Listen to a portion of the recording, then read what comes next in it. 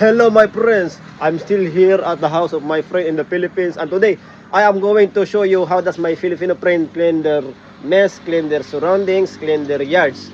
Okay, so we use this one. This is called the broomstick.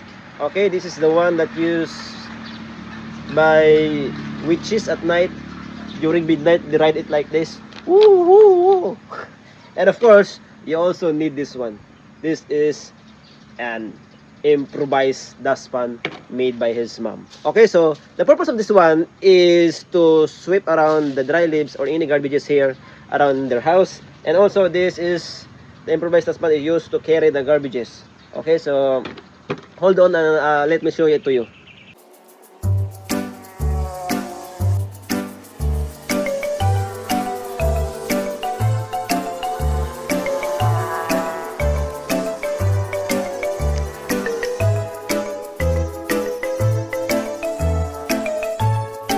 And then you need to gather it all in one place. So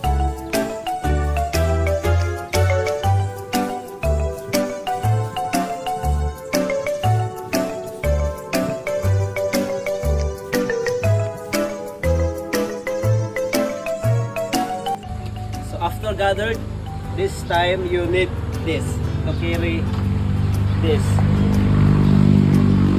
So my friend, after putting it in the dustpan, you don't need to throw it anywhere, okay? Because my friend's mom told me that these dry leaves can be also used as a fertilizer. So today, I am not going to throw it anywhere.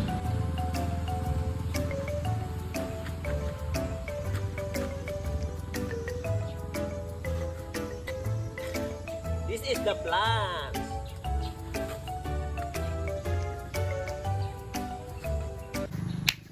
So that's it guys, that is the most common, no? That is how my Filipino friend clean their surroundings. So I hope I will see you next time guys. So thank you for watching.